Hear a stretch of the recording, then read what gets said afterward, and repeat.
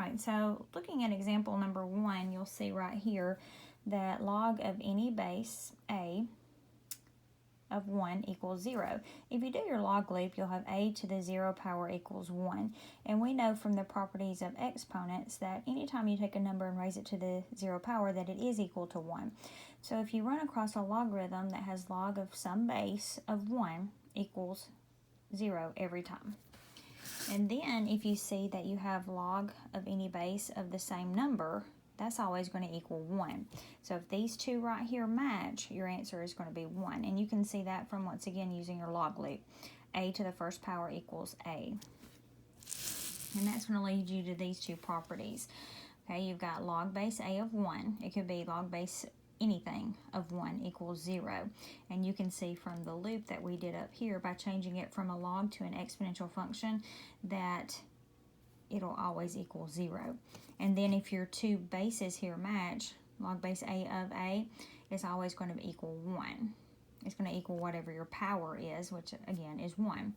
Now, if you have an exponential function, okay, where you have a to some power, and your power is a logarithm, if you see the base of the power and the base of the logarithm are exactly the same, then whatever this number is right here is going to be the solution. Same thing if you have log base A of an exponential function. Okay, you see that you have log base A, and here this is an exponential. You have log base A. These two match. So that tells you that whatever your exponent is going to be your solution. So as we look at this example right here, you see we have 2 to the log base 2 of pi. Now, 2 is the base of my exponential function.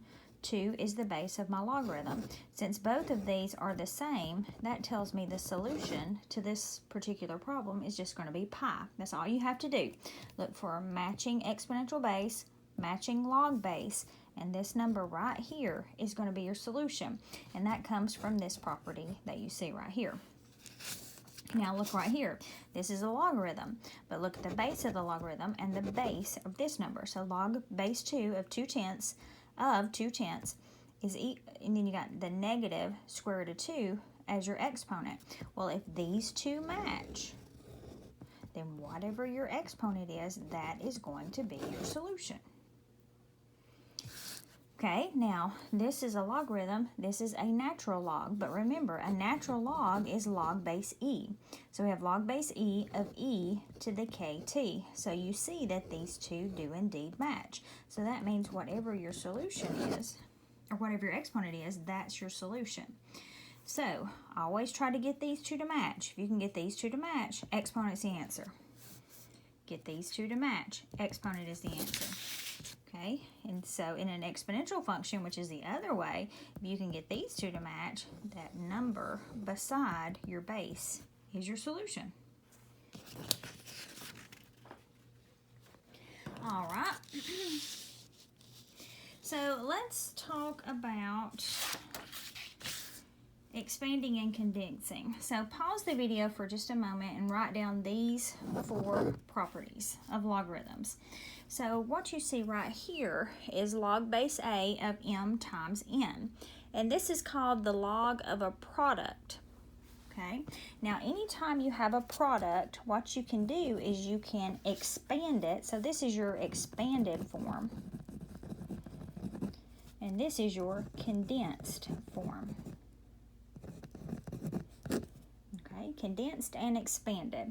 So what you can do is you can take every part of your product, m times n, and you can take the log base a and you can change it into an addition problem. So you can see that since we have m times n, we can make that log base a of m plus log base a of n. And that's going from condensed multiplication to expanded addition. When you go to expanded form or the addition sum form, you're going to have a log with every part of the product. So if this was m times n times y, you would have a log base a for m, n, and y. But when you go from expanded to condensed form, you're going to go from addition to multiplication, so you're only going to have one log base. When you have division or a quotient, you're going to change it to subtraction when you expand it.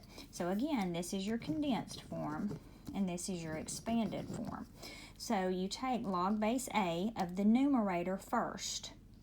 So log base A of m minus log base A of n, the denominator.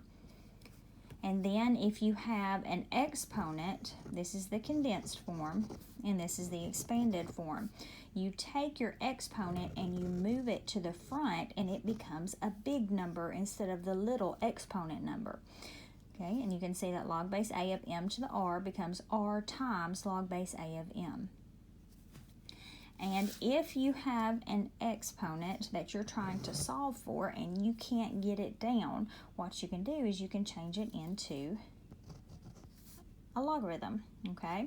So you can change it to e, and then the natural log, because you know that those two are the same, of a to the r. So this is how it would be written first. E times the natural log of a to the r, and then you can bring the r to the front. Okay, so what we're going to do on example number 3 is we're going to use these 4 properties, and we're going to take this logarithm and we're going to expand it into an addition problem, okay, because we see that this is actually multiplication. So we have x times x squared plus 1 square root. So the first thing that I'm going to do is I'm going to take my log base A, and I'm going to take that square root and I'm going to change it into a rational exponent. Okay, because remember, the square root is the same thing as the exponent of 1/2. And so the reason that I'm doing that is so that I can get rid of the radical sign, and I can also use this exponent property to bring this to the front. Now, since this is multiplication, I'm going to take and I'm going to do a log base A for each part of the product. So log base A of x plus log base A of this entire thing right here, x squared plus 1 to the 1/2. Now, the only other thing that I can do is I can take my exponent of 1/2 and put it in front of its log base A. So I have log base A of x plus 1/2 times log base A of x squared plus 1. Now this is an addition problem right here, so there is nothing else that I can further do to simplify this. But this is now in expanded form. So I took my multiplication problem and I took each part of it and I gave it a log base A. So log base A of x plus log base A of x squared plus 1 to the 1/2. Then I took my exponent of 1/2 and I brought it to the front as a big number. And that is going to be my final expanded form. Looking at example 4, I see that I have division. I know from my property right here, I can change division into subtraction. So I'm going to do the natural log of my numerator, the natural log of x squared, minus the natural log of my denominator. So the only thing that I have to do now is take my exponents and bring them to the front as big numbers. So I have 2 times the natural log of x minus 3 times the natural log of x minus 1. And because this is just a subtraction problem, it is now in expanded form. Now let's